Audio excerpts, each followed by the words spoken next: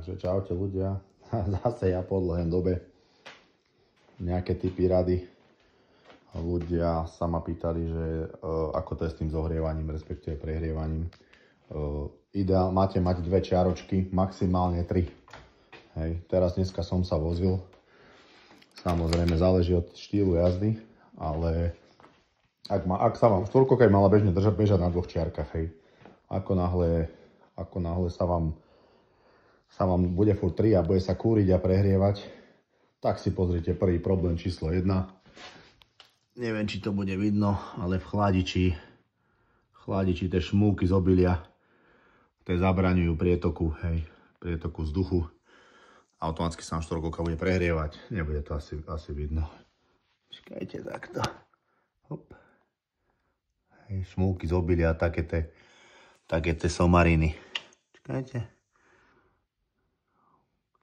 Tuto je napríklad, hej, a mám ich tam dosť, takže tiež už som si všimol, že mi tam proste, mám tam koľko razy 3 a ventilátor hľúči za jazdy, čo mi nikdy nerobila. Takisto zohnúť sa pridať blátnik, kontrolovať hladinu. Ak máte hladinu zelenej medzi tými dvoma, ideálne dať ju povrch, tak ako ju mám ja, hej, nie úplne, ale do 3/4. Lebo ona sa teplou, samozrejme tým, že zohreje, vám natlakuje a pôjde vyššie tá hladina, aby nebolo zbytočne veľa, nech tam má objem, ako má mať. Ďalší typ, čo som naposledy riešil, je puknutie pri rozbehu. Keď sa vám zdá, že štvorkolka, a som to všimol na viacerých segwayoch to robí, tak normálne sa pohňate a pukne ako keby taká tupá rána. Hej, tak to vám rovno poviem, čo to robí, aby ste si to vedeli vyriešiť. No, takže vidíte toto tu. Tu je tesneničko, taká guľa. Ja vám na konci dám aj fotku, hej. Najväčší problém je stiahnuť tieto dve strunky. Jednu, druhú. Tak keď už tuto ich treba odhaknúť. Z druhej strany sú 2 šroby. A celý výfuk máte vonku. Jeden šrob, druhý šrob, hej. Tak na tom silnom bloku. Keď to budete mať dole, treba to premastiť, hej. Vazerinku. Nech to takto nerobí. Ja som sa s tým hral minule, takže teraz ešte jedna vec. To tesnenie je taká guľa priemer, dajme tomu, ju stiahnete a tým, že ju otočíte, máte znovu ten istý, vlastne druhý pokus. Ono nejakých 1000 km vydrží, je to grafitové tesnenie, iFook sa to volá. Budete na fotke, ja ho mám, na jednej strane bol pomazgnuté, ako pozmačkávané a na druhej strane bol dobre. Tu mám v podstate kúsek z toho, hej, je to také mekučké a farbí to dosť prsty. Hej. To je vlastne grafit, ako keby. Tu je to nalúpané. Takže to tesneničko vám stojí asi 7 € cca plus minus. Vymeníte, spravíte, hej. Ďalšia vec, tieto štvorkolky som si všimol. Ani nie, že by som povedal, že od výroby majú tento plech popovolovaný. Treba pozrieť, čo robí. Takisto tento zadok som mal povolený. No a jeden bonus, čo som si všimol na týchto segwayoch, tak tu boli diery. Treba tam dať nejaké šroby, ono je tu 6, hej. Keď vám tam napadá bordel, tak vám to celé zhrdzavie. Čo nie je dobré. Keď už to budete robiť, premaste si ťažné zariadenie.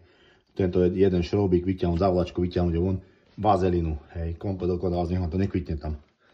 To je potom sračka za veľa peňazí.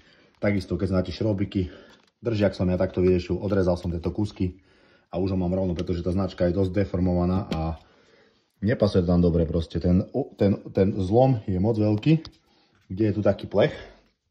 Určite ho je vidno tu. A ten plech vám mu dosť ohyňa, takže potom tá značka je celá dokrútená, zdeformovaná, hej. Rámik ešte neviem, chcem myslieť niečo iné. Ako toto. Lebo to sa mi nepáči. A druhá vec, vie mi to hocik do ľahko, hej. Tak toto vyťahne a značka je vonku. Čo vôbec nie je správne riešenie. Takže, ako som povedal, povolovať. Druhá vec, držím sa pravidla, stále stoktálny benzín. Ideálna voľba. Nie je nič lepšie, nič nepokazíte. Štvorkolka je lepšie. A ďalšia vec, čo som si všimol, ako nám sa nemenil tento tesnenie na iFooku, tak štvorkolka ide slabšie. Takže, neviem, asi to robil skôr tým, že tam bol väčší prietok vzduchu. Štvorkolka bola ostrejšia proste. Rýchlosť mi si dosahuje stále 120, ale to vôbec není podstatné. Ale krúti moment sa mi zdá, že už zatlmilo ten iFook proste, hej. Takže budem špekulovať, čo s tým iFookom. To by som potom spravil videjko o tom. A ďalšia vec, riešim chalanisko práva tuningové variátory.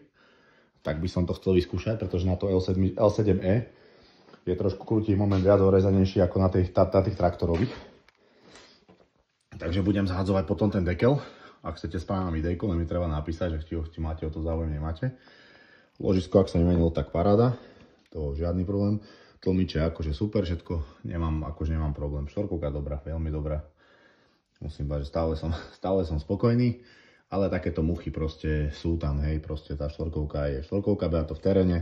Dostáva to od trasy, non-stop. Takže treba sa aj nachystať na to, že ako beháte, taká je. Samozrejme s tou teplotou, ešte sa vrátim k tej teplote. Tak ako som hovoril, hej, máte tam, počkajte, ja sa takto vypnem. Máte tam tie čárky, hej. A ja mám vám 2, maximálne 3. Ako náhle sa budete bahniť, zapcháte ten chladič, hej, ktorý vlastne vám robí prietok vzduchu. Že vám cez ten mliečky vlastne, on vám takto prechádza ten vzduch dovnútra, hej. Ako sa vám zapchajú tými zrnami, tak vám bude sa furt behať. A to isté sa stane s blátom. Takže asi bude treba zhodiť tieto dekle, aspoň minimálne tento jeden, dostať sa k tomu a fúknuť mu zadu. Nech to povyskakuje všetko von. No. Ďalšia vec, čo som zistil, napríklad CF Moto majú nemajú oceľové lana, ale majú nejaké nylonové lana, čo je celkom blbé a dokonca nemajú moc životnosť. Takže zase o niečo pozitívnejšie. A neviem, ešte sa kľudne pýtajte, ak budem mať nejaké veci. Ak by si ten tuningový variátor vidieť, ako budem prerábať, alebo ako sa to bude robiť, tak asi by som spravil o tom video. Mala by byť ostrejšia, mala by byť rýchlejšia. Dokonca som videl nejaké video, že typek uvidel na zadnej dať, hej, ale to uvidíme. Nejdem preháňať, nepotrebujem chodila po zadnom, ja potrebujem, aby jazdila dobre a svižne. Samozrejme s týmto variátorikom ide jak víno. A tak no, ja sa dosť vozím, dosť umývam, takže pravidelne mážem tie čapiky, všetky tie mazničky, chujoviny. A ešte by som chcel nejaké návleky na tie tlmiče kúpiť, ale originál najlepšie. Nechcem tam nejaké čínske náhrady, viem, že predávajú takéto segwaye. A tak no. Tu mám ešte, som si jedol ložisko kúpu do zásoby. Ale hovorím, to je ten novší model, ako som dával naposledy na videu. Ten originálny totiž to je ten vrch toho ložiska je plastový. Tento má pekne kovový, kompletne, hej. Takže, ale zatiaľ ostatné sú dobré, no. My sme jej dali do snehu v zime kde po blate, takže ten ifuk mi preto aj tak vyzerá, ako vyzerá. Videl som, že všetci na zraze mali krajšie ifuky ako ja, no ale tak aj k tomu sa dostanem. Existujú na to všetké prípravky, oškraba to. Nech to vyčistím pekne. Hovorím, tá spona mi dosť praskala, miestami mi to vadilo, keď som sa pohyňal, mi to je puklo, ako keby taký tupý náraz. Chcel som to vyriešiť, začal som pátrať, zistil som, že nerobí to nič, ale robí mi to tesnenie ifuku, hej, čo je proste 7-eurová vec, ktorá má životnosť 1000 km, prosím pekne, hej, takže ak vám bude praskať po nejakom čase, tak pozrieť ložisko, takto ho vyťahnuť, otočiť ho a vložiť naspäť ifuk. Ale pozor, tesnenie ide na túto časť, ktorú dávate von, nie na túto. To máte len také vlastne púzdierko, máte tam len takýto držiako v podstate a to ložisko je do neho. To je vlastne gula, hej. Gula v nej je trúbka. Trúbka to znásúva takto vnútra do tej časti. Takže to si pozrite, skontrolujte si. Ono teoreticky, ja som už aj okon trochu videl, že bol náčatý. Že bolo treba ho trošku stať dokopy, hej, táto časť.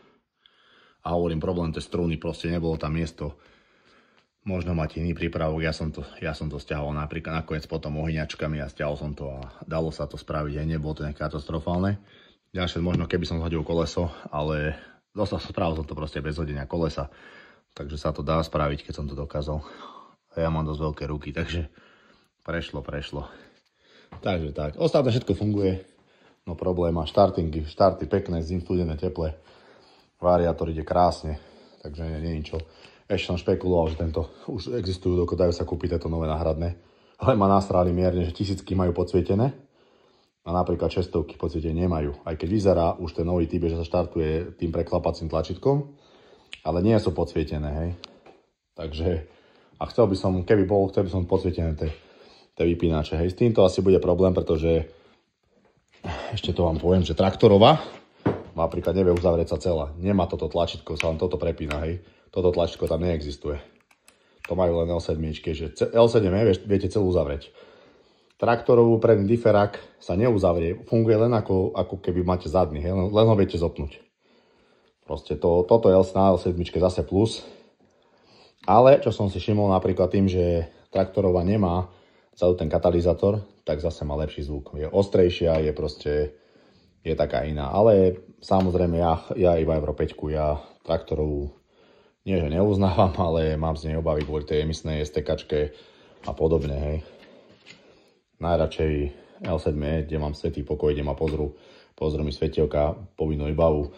Ďalšia vec, ešte to som vám chcel povedať, už keď som sa rozbehol strašne vyprávať. No, vymyslel som takýto systém. Opravná sada, lekárnička, vesta a zadu mám originál náradie, hej. Takže som presne zistil, na čo ten šuplík viem využiť. Na 100% kvôli policajtom, keď ma samozrejme riešili, pozerali a čekovali. Čo radi, že vraj pozerajú teraz na štvorkolkách povinnej výbavy. Takže na štvorkolke máte povinnú výbavu vestu a lekárničku. Ostatné nie, hej, ale už pre vaše dobro si tam dajte nejakú opravnú sadu, keby nehodol. Už len pre kamaráta, keďže ak máte bedloky, tak ho potrebať moc nebudete, lebo si to nevšimnete, že máte defekt. Ale ak ich nemáte, tak tú sadu využijete a ja ju vozím aj tak pre kamarátov, keď sa ideme voziť. Nikdy neviete, čo sa stane. Píkne niekto koleso, šrob, klinec a tak. No a ešte taká historka. Mesiac som chodil na prázdnej gume, keď som sa išiel voziť, tak, lebo som nevedel. Až keď som niečo, že mi to pláva, začal som merať tlaky. Takže na tých bedlokoch nezistíte, že máte defekt, až kým nezačnete merať tlaky na pneumatikách, hej. Tlak má byť 0,7 baru. Až 1. Keď chodíte dvaja, tak jeden, keď jeden je sám, tak 0,7, viac mu nedávajte. Nech to má nejakú trakciu, blate. Čím budú samozrejme viac naustenejšie, tým viac to bude viac plávať na ceste a takisto aj na suchej ceste. Na nejakej šotoline alebo na nejakom štrkovej ceste a podobne. Zás úplne nie mäkké, ani nie tvrdé, ale ako som hovoril, ak máte vedloky, tak to aj nezbadáte. Zistíte zatačka, že vám jemne pláva, aj to iba jemne. Aj to musíte umať v rukách, aby ste cítili, že vám pláva. Takže tak, ďalšie video bude s tým variátorom zrejme. Asi to natočím. Som na to sám zvedavý, že čo to spraví na tých L7. Tá sada vychádza nejakých 150 €, nie je to nič katastrofálne. A ak to má zlepšiť tie rozbehy, lebo že vraj sa rozbieha potom úplne hladúčko, že ak keby ani nevedela, že sa rozbieha. A samozrejme, že odpich má úplne iný, takisto krutí moment, kde to pridá. A tak, no. A ešte som počul, že aj sa dajú čipovať. 10 kW, že to vie pridať, ale nemám o tom ešte info. Ak budem mať, tak aj to vám potom poviem, ukážem. Takže tak. Kufor suším, lebo som ho umýval, sme boli sa s mladým voziť a bolo 3 dní nám pršalo riadne, takže sme sa trošku pobahnili, pošpliechali a bola taká špinavá, že... Ináč, ak máte nejaký tip, čím umývať tieto podblatníky, alebo spraviť niečo, aby nevysadalo to bláto stále dokola, hej, že v podstate umiem ho a bláto vysadá kade tade, tak ľudia mi napíšte, budem rád za každú radu, hej, lebo toho bláta sa akože zbaviť z tej štvorkovky, to umiem ho aj 3-krát, aj chémiou, aj kadečím, ale furt mi v podstate to bláto vysadá, hej. Uschne a bláto je vonku. Takže ak máte nejaký typ na nejakú dobrú chémiu účinnú, ale nie samozrejme, že mi to bude, že bude vyžierať šrouby a ložiska a podobne, čo tieto aktívne peny vedia, že proste vám potom neviete zhodiť ani brzdové obloženie dole, pretože sa vám prasa zahryzne. Tak mi to pošlite, by som bol rád za to. Hej, takže tak, idem sa osprchovať večerať. Chlopi, čaute zatiaľ. Pošlem vám na konci videa nastriham, ako vyzerá to testeničko, ako vyzerá IFU, keď sa zhodí na L7, teda Euro 5 norme. Čus.